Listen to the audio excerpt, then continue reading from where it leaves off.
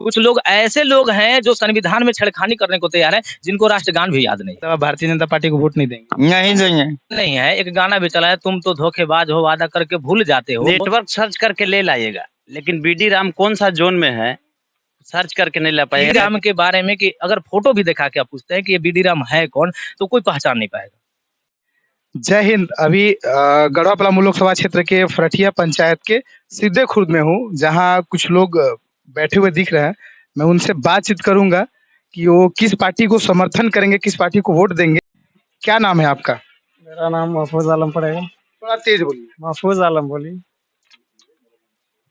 महफूज आलम, आप किस पार्टी का समर्थन करते हैं? ये देखिए, कहने और पूछने की जरूरत नहीं है, ठीक है ना।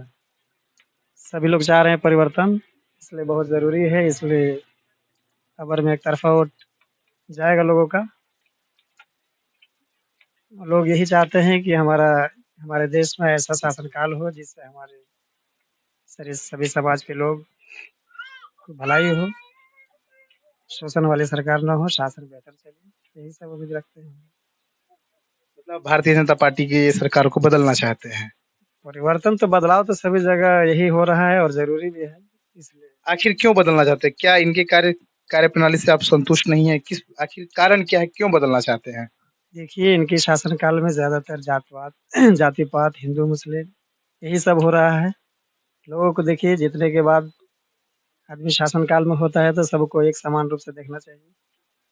तो यहाँ पे देखा जा रहा है कि ट्रेन में कोई सफ़र कर रहा है तो उसको मार दिया जा रहा है, कहीं-कहीं कुछ है। लोगों को चलना मतलब समझिए कि दुश्वार हो गया है इनके शासनकाल में। इसलिए ज़रूरी है कि ऐसा सरकार बने जिससे लोगों को मतलब कहीं कोई दिक्कत ना हो, बस। यदि अगर दूसरा सरकार बनती है तो उनसे क्या आपकी अपेक्षाएं क्या है? किस प्रकार से उनसे क्या उम्मीद रखते हैं आप, अगर दूसरी सरकार बनती है तो? दूसरी सरकार बनती है तो उनको चाहिए कि जो ये आपका विगत वर्ष का जो सरकार रही है 10 वर्ष से, ये सरकार से थोड़ा-सा हट कर काम करे, लोगों के एक नज़रिया से देखे। बेहतर का काम करे, लोगों को सारे पहलुओं पर ध्यान दे, रोज़गार सृजन करे, तरह-तरह से मतलब पहलू पर ध्यान देना ज़रूरी है। हमारे गढ़वा जिला में एक भी समझिए कि अभी तक कारखाना नहीं खुला है। लोग बेरोज़गार हैं, लोग यहाँ से पलायन कर रहे हैं। ये सब चीज़ मुद्दा है, यही सब चीज़ देख कर लोगों को ये है कि इस वर्ष में बदलाव किया जाए। आपको लगता है कि जब बदलाव होगा तो इस पर जो भी जो आपने बात रखी वो सारी सुविधाएं सुविधाजनक बातचीत होगी, यहाँ पे सुविधा उपलब्ध कराया जाएगा, ऐसा लगता है आपको? देखिए, उम्मीद पर ही सारा चीज़ टिका हुआ है। अगर मान लीजिए कि फिर अगर उस तरह से लोगों का जिस तरह से विचारधारा है, अगर लोगों की चाहत है, अगर उस तरह सरकार नहीं करती है, ये आपका प्रजातंत्र है, फिर इसको समझिए कि बदलने का काम करेगी। इसलिए उम्मीद तो है कि मतलब इससे बेहतर काम करे सरकार आने वाले समय में। यही उम्मीद को लेकर। आप इस चुनाव को लेकर क्या सोचते हैं? थोड़ा सीधा आगे जाइए। आप किस पार्टी को समर्थन करेंगे, किस पार्टी को वोट देना चाहेंगे और क्यों देना चाहेंगे? मैं आरजेडी समर्थन करना चाहता हूँ। हमें विकास चाहिए और कारखाने चाहिए और अच्छा रोजगार, ये सब चाहिए। रोड से जैसे स्वास्थ्य चाहिए, सब सुविधा ये सब चाहिए। शिक्षा में बदलाव होना चाहिए। इसलिए शिक्षा में किस प्रकार का बदलाव चाहते हैं आप?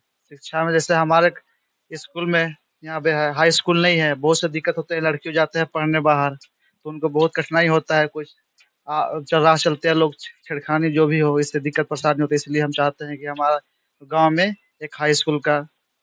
क्या नाम हुआ आपका? मेरा नाम अशरफ अली। ठीक है, मैं और भी लोग हैं, मैं उनसे भी बातचीत करूंगा। आइए आगे हमसे जुड़िए। क्या नाम हुआ आपका? नाम बताइए। मेरा नाम मोनू आलम होगा। किस पार्टी को समर्थन करते हैं आप? किस पार्टी को वोट देना चाहेंगे जब 13 मई को जो वोट पड़ेगी आपके यहाँ पे? महागठबंधन को, लालटेन छाप आरजेडी को हम सपोर्ट करेंगे। क्यों क्यों सपोर्ट करेंगे उनको? क्योंकि ये जो पार्टी है जात पात पे नहीं बात करती है, ये मुद्दे की बात करती है, अपने काम पे फोकस करती है। ये ज़्यादा लोगों को भेदभाव या हिंदू मुस्लिम करके नहीं लड़ाती है। ये जो भी काम करती है निरपेक्ष रूप से काम करती है। गरीबी, महामारी, महंगाई बढ़ते जा रहे हैं यहाँ पे, यही सब चीज़ हो रहा है। ठीक है, और भी लोग हैं, मैं उधर देख पा रहा हूँ कि कुछ लोग बैठे हुए हैं उधर। अभी हम लोग वहाँ चलेंगे और वहाँ कुछ लोगों से बातचीत करेंगे। आइए हमारे साथ। अभी कुछ लोग इधर बैठे हुए हैं, मैं उन लोगों से भी बातचीत करूंगा कि किस पार्टी के आखिर यहाँ बैठ के क्या कर रहे हैं और किस पार्टी को सपोर्ट करेंगे, क्योंकि ये गढ़वा और पलामू क्षेत्र में पड़ता है। पलामू से नजदीक है और गढ़वा जिला से तटीय क्षेत्र का है, तो ये किस पार्टी को समर्थन करेंगे, किस पार्टी को वोट देंगे, मैं इनसे बातचीत करता हूँ। क्या नाम है आपका? मेरा नाम विनोद ठाकुर है। विनोद ठाकुर। वैसे यहाँ बैठ करके क्या कर रहे हैं आप? मैं ये कर रहा हूँ कि प्रचार प्रसार में लगे हुए हूँ। किस पार्टी का प्रचार कर रहे हैं? जेएमएम पार्टी का, इंडिया अलायंस का, जो कि ममता भूया जो जिस पार्टी से उठे हैं, आरजेडी से, लालटेन साहब से, मैं उसका प्रचार प्रसार में लगा हुआ हूँ। मतलब आप भारतीय जनता पार्टी को वोट नहीं देंगे? नहीं देंगे। काहे नहीं देंगे? इसलिए नहीं देंगे कि 10 साल भारतीय जनता पार्टी का सरकार रहा, 10 साल सांसद रहे बीडी राम, लेकिन हमारे क्षेत्र में फरसिया पंचायत में एक भी कार्यक्रम कुछ नहीं हुआ, इसलिए हम उससे नाखुश हैं। मैं भारतीय जनता पार्टी का अध्यक्ष है इस गांव का, लेकिन आज मैं उससे नाखुश होकर मैं उस पार्टी को इस्तीफा देकर मैं जेएमएम पार्टी में ज्वाइन कर लिया। अब मैं लालटेन को मैं वोट सपोर्टिंग के लिए पूरे गांव ग्रामीण को मैं अग्रसर कर रहा हूँ, उत्साहित कर रहा हूँ, सारा चीज कर रहा हूँ। आप बताएं कि इस भारतीय जनता पार्टी के आप गांव के अध्यक्ष थे, तो आप वहाँ पार्टी कार्यालय में गए, उनसे मांग किया आपने कि क्या आपकी बहुत मांग? कुछ मांग किया, लेकिन मेरा मांग एक भी नहीं माना गया। मंदिर को मैं एक मंदिर का निर्माण किया था, उस मंदिर का शिलान्यास किया भारतीय जनता पार्टी के सत्येंद्र तिवारी जी ने, लेकिन उस मंदिर को निर्माण के लिए 1 रुपया नहीं दिया। लेकिन मेरा जेएमएम पार्टी की तरफ से, मिस्टर ठाकुर की तरफ से 1 लाख रुपया मेरे को मिला और मैं उस पैसा से मंदिर ढलवा दिया। अभी प्लास्टर दरवाजा बाकी है, इसलिए मुझे जो खाना खिलाया मैं उसके लिए, आप भोजन दिए तो मैं आपका याद करूंगा। आप गठबंधन को वोट देंगे तो आपको गठबंधन से क्या अपेक्षाएं हैं, क्या उम्मीद रखते हैं? गठबंधन से मेरा यही अपेक्षा है कि जो भारतीय जनता पार्टी, जो आज के नागरिक को 35 किलो अनाज मिलता था वो 5 किलो पर आ गया। जो संविधान बन रहा है, संविधान में अभी ऐसा हुआ है कि 2029 के बाद कोई इलेक्शन नहीं होगा, कोई वोट नहीं होगा। तो वैसे पार्टी मैंने राजा आज हम हो गए तो जिंदगी में राजा हम ही रहेंगे, वैसे पार्टी को क्यों वोट देंगे? उस पार्टी को तोड़ना है। मेरा मेन मकसद ये है कि वो पार्टी जो गलत रास्ता जो बना रहा है उसको तोड़ना है, इसलिए मैं इस गठबंधन में मैं शामिल हो गया। पंचायत 100% जितना 12 दूना 24 पंचायत है, 24 पंचायत में सबसे 1 नंबर मेरा फरसिया पंचायत आगे रहेगा। मैं और भी लोग से बातचीत करूंगा, कुछ भाई बैठे हुए हैं, इनसे भी बातचीत करूंगा। नाम बताइए अपना। मेरा नाम अफजल अंसारी पड़ेगा, फरठिया पंचायत ग्राम से। देखो, आप किस पार्टी का समर्थक हैं? देखिए, पार्टी जो आज के टाइम में अच्छा काम कराएगा, पब्लिक तो उसी को सपोर्ट करेगा। तो हम लोग तो ममता भूया के ही सपोर्ट करेंगे, और ममता भूया पलामू के मैया तो हमारा फेवरेट है और नज़दीकी भी है।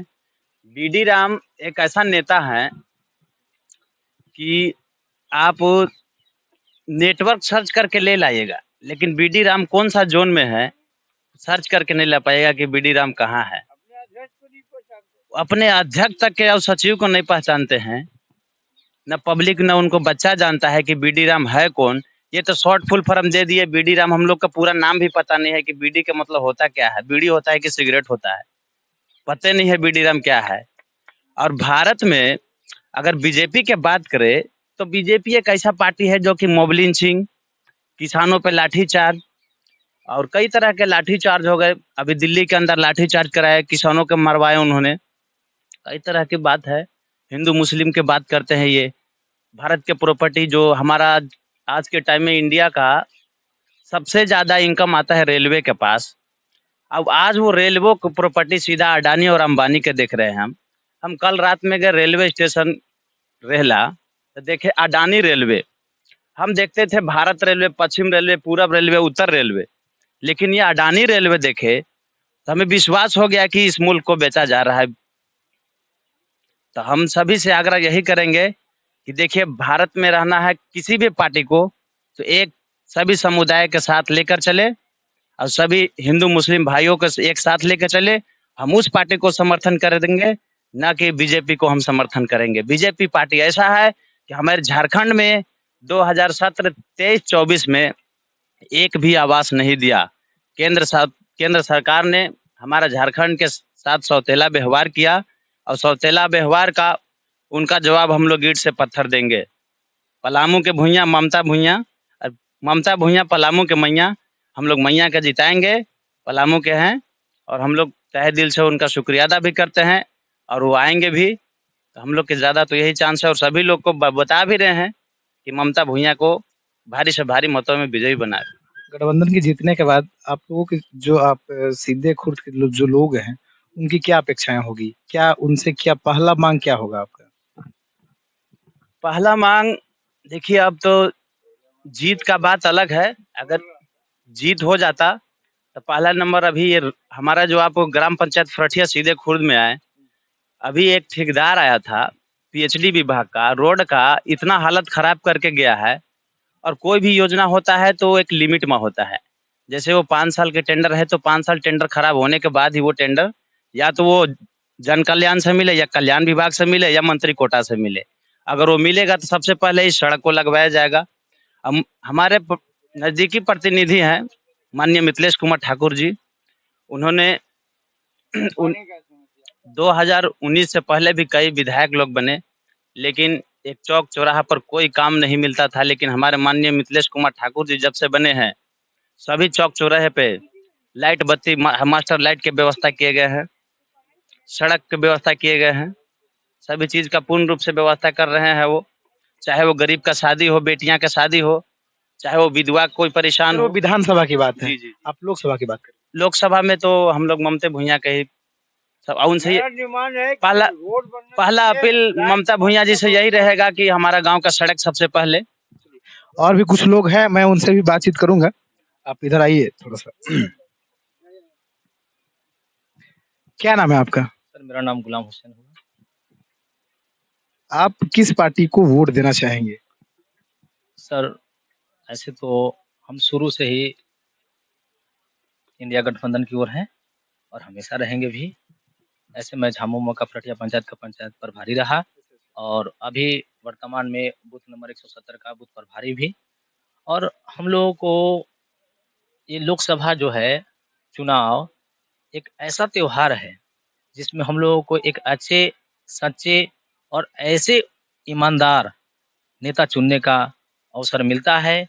तो हम लोग कोशिश ये कर रहे हैं कि घर-घर जाकर इंडिया गठबंधन के लिए, ममता दीदी के लिए लोगों को जागरूक कर रहे हैं और किस तरह से केंद्र की सरकार की ओर से लोगों को प्रताड़ित किया जा रहा है। कभी मज़दूरों के ऊपर, कभी किसानों को, कभी बड़े-बड़े उद्योगपतियों को छोड़ाकर जितने भी उनको अगर किसी को मारा-पीटा, लूटा जा रहा है, तो ये गरीब यतीम जितनी भी लोग हैं, पिछड़ी जाति के लोग हैं, एसटी, एससी के लोग हैं, उनको हमेशा लगातार एक कह लीजिए कि टारगेट किया जा रहा है। और जितने भी अभी हमारे अब भैया के माध्यम से आपने सुना कि वो मोदी जी कहते हैं कि जो राम के लाए हैं, उनको हम लाएँगे। सारे जनता का कहना यही है, लेकिन अभी भैया के माध्यम से हमारे जो पूर्व अध्यक्ष थे विनोद भैया जी, उनके माध्यम से आप लोगों ने सुना कि एक मंदिर के निर्माण के लिए उन्होंने गुहार लगाए बीजेपी सरकार की ओर, यानी आपका जो कह लीजिए कि बीडी राम जो है उनके पास गए, लेकिन उनका कोई भी रिप्लाई नहीं आया। और 10 साल के अंतराल में अब पूरे पंचायत, हमको तो लग रहा है कहीं भी आप जाके पूछ सकते हैं कि बीडी राम के बारे में, कि अगर फोटो भी दिखा के आप पूछते हैं कि ये बीडी राम है कौन, तो कोई पहचान नहीं पाएगा, है ना? इसलिए कि वो उनका एक ही दिन है। ये देखिए अभी उनका प्रचार हर चीज़ बंद है। उनका ये 2 ही काम है कि एक मैंने मंदिर को बनाया और दूसरा है कि हमको मोदी जी है और बाकी मेरा सब है। मेरा कहने का मतलब है कि अगर कोई लड़की की भी शादी करता है तो दामाद को देखता है, समधी को तो देख के शादी नहीं करता है। तो हम केंद्र की सरकार मोदी जी को देख के अगर हम बीडी राम को वोट दें तो ये तो हमारे जनता के लिए कह लीजिए कि सबसे नासमझ वाली बात है। इसीलिए अभी महागठबंधन की ओर से आरजेडी प्रत्याशी ममता दीदी आई है और हम लोग मिल-जुल कर ममता दीदी के लिए घर-घर मतदान के अलख जगा रहे हैं और आरजेडी को अच्छे वोट से हम लोग जिताने की कोशिश में लगे हैं। और उम्मीद है कि जितने भी हम लोग तन मन धन के साथ इंडिया गठबंधन के लिए अपना जान निछावर कर रहे हैं, लगे हुए हैं। और हम लोग भैया जैसे कि आप बोले कि गठबंधन अगर जीत जाती है आपका लोकसभा क्षेत्र से, तो आप केंद्र में किसे प्रधानमंत्री के रूप में देखना चाहेंगे? क्योंकि एक अकेले से तो नहीं होगा, तो आपके प्रधानमंत्री के रूप में कौन है? किनको देखना चाहेंगे? देखिए, जैसे इंडिया गठबंधन के माध्यम से अगर जितनी भी अगर केंद्र में सरकार अगर अभी कहा जाए, तो पहले जो है राहुल गांधी जी को लोगों के द्वारा टारगेट किया जाता था कि ना ये बोलते हैं, ना चलते हैं, ना कुछ कहते हैं। लेकिन वर्तमान समय में राहुल गांधी जी के माध्यम से, राहुल गांधी जी के द्वारा एक नया यात्रा निकाला गया। उसमें लोगों को उन्होंने बहुत दिल जीता। ऐसे-ऐसे लोगों को जो उनको देख के बीजेपी के नारा, जय श्री राम के नारा आप लगाते थे। बोलना चाहते हैं कि राहुल गांधी जो हैं प्रधानमंत्री के रूप में आप देखना चाहते हैं। बिल्कुल, बिल्कुल। जब प्रधानमंत्री अगर राहुल गांधी जब बन जाते हैं, तो उनसे देश को किस प्रकार से होना चाहिए? कैसे देश के रूप में देखिए आप लोग गठबंधन में हैं, तो आप लोगों को बातचीत होती होगी कि हाँ, हाँ, किस प्रकार से विकास किया जाएगा युवाओं को रोजगार को लेकर के? क्योंकि भारतीय जनता पार्टी बहुत तरह का जो वादा किया, जो उसको नहीं निभा पाया, जैसे आप लोगों ने बताया। हाँ, देखिए अभी अब ज आपने जो कहा कि भारतीय जनता पार्टी ने जो वादा किया, वादा तो वो करते बहुत हैं, है ना? वादा तो करते बहुत हैं, लेकिन वो निभाते नहीं हैं। एक गाना भी चला है, तुम तो धोखेबाज हो, वादा करके भूल जाते हो। अभी उनका मैनिफेस्टो है, आया 76 पेज में 67 पेज क सर 76 पेज में 67 बार मोदी जी का नाम आ गया। लेकिन आपका कह लीजिए कि 48 गठबंधन का मैनिफेस्टो क्या है? कुछ मैनिफेस्टो को 2-4 को बताएँगे आप? देखिए, अभी वर्तमान में इस क्षेत्र का जो है, सबसे पहले तो हम अपने आपका कह लीजिए कि लोकसभा के पलामू लोकसभा के, तो एक आपका कह लीजिए राजहारा डैम, राजहारा का एक कोलवारी जो हो गया, है ना? एक आपका डैम हो गया और उसके हाँ, हाँ, उसके बाद एक जापला का जो कारखाना हो गया, भवनाथपुर का जो आपका माइंस हो गया। तो ये सारे मोदी जी आए थे, इससे पहले तो ऑनलाइन उसका शिलान्यास किए थे, लेकिन फिर आए और उनको एक ऐसे लहर देके चले गए लोगों के बीच में। और जब भी देखिए वो एक मतलब ऐसे लगाते हैं कि लोगों को बाँटने का काम करते हैं। वो अलग से क्या करते हैं कि वो बाँटने का काम करते हैं, लोगों को बाँटने का काम करते हैं, लेकिन उनको ये मतलब वादे भी सिर्फ़ करते हैं। लेकिन जब को हम लोगों ने मन में ठाना है और ये मान भी लिया है कि अब की बार लालटेन हमको मत हम लोग देंगे और जितने भी लोग हैं, हम लोग सबको जागरूक कर रहे हैं दीदी के सपोर्ट के लिए, ममता दीदी के सपोर्ट के लिए। और घर में जितने भी लोग हैं, हम लोग अपने पंचायत और जहाँ भी हमारी पार्टी जुड़ी हुई है, हम लोग पार्टी से जुड़े हैं, हम लोग को लगातार खबर ये मिल रही है। लेकिन सारे लोगों से हम लोगों ने बात होती रहती है, लेकिन जहाँ हर कौन वोट देगा? और देखिए कहीं न कहीं केंद्र सरकार के ये तो डर है कि झारखंड एक राज्य जो है ये आदिवासी एसटी दलित का राज्य है। इसमें हमारे एसटी दलित मुख्यमंत्री को हेमंत सोरेन जी को जेल में डाल दिया गया है। और अभी सुप्रीम कोर्ट का आदेश आया सीधा दिल्ली से कि केजरीवाल को 6 महीना से पहले उनको नोटिस ईडी और सीबीआई क्यों नहीं भेजा? चुनावी मुद्दा देखकर और अभी ही उनको क्यों भेजा गया? तो कहीं न कहीं केंद्र सरकार विपक्ष के साथ सौतेला व्यवहार कर रही है। उनको डर लगा हुआ है कि हम अगर अच्छा नेता को अगर हम जेल में डला देते हैं, तो इनका वोट बैंक कम हो जाएगा और हम इन्हें डराकर, धमकाकर, चाहे जिस भी तरीके हमें अपनाना पड़े, इनसे हम वोट ले लेंगे। तो कहीं नहीं केंद्र का बहुत ही कमी मानिए या सौतेला व्यवहार मानिए, हम लोग तो भैया यही बात बताना चाहेंगे कि केंद्र सरकार बहुत ही सौतेला व्यवहार कर रही है हर राज्य देखिए में। क्या नाम है आपका? राम आशीष पूरा नाम? राम आशीष कुमार राम भूइया। आप किस पार्टी को वोट देंगे? इसी पार्टी को वोट देंगे, लालटेन छाप। क्यों लालटेन साहब को वोट क्यों? क्यों देंगे सर कि हमको निर्णय है इसी पर अपने मन की आत्मा के शांति ग्रुप लगा के इस पर ध्यान रख के इनका वोट देना हम चाहते हैं और बस इसी पर हम सर खुशी हैं। अभी लोग इतने भी नहीं जानकार है लोगों को कि हम लोग किसके प्रति अंगुली उठाने वाले हैं। अब बताइए, बाबा साहेब डॉक्टर भीमराव अम्बेडकर संविधान के रचयिता है। कुछ लोग ऐसे लोग हैं जो संविधान में छेड़खानी करने को तैयार है, जिनको राष्ट्रगान भी याद नहीं है ना? जिनको राष्ट्रगान भी याद नहीं है, वो संविधान को पलटने चले हैं। तो कहीं न कहीं ये आपका शासन की सरकार नहीं बल्कि शोषण की सरकार है। आप सभी के मंतव्य को सुना, देखा। लोग काफ़ी भारतीय जनता पार्टी के कार्यों से असंतुष्ट हैं, जिसके चलते लोगों में आक्रोश बना हुआ है। आप ऐसा ही हमारे खबर को देखते रहिए, न्यूज़ को देखते रहिए। जय हिंद, जय झारखंड।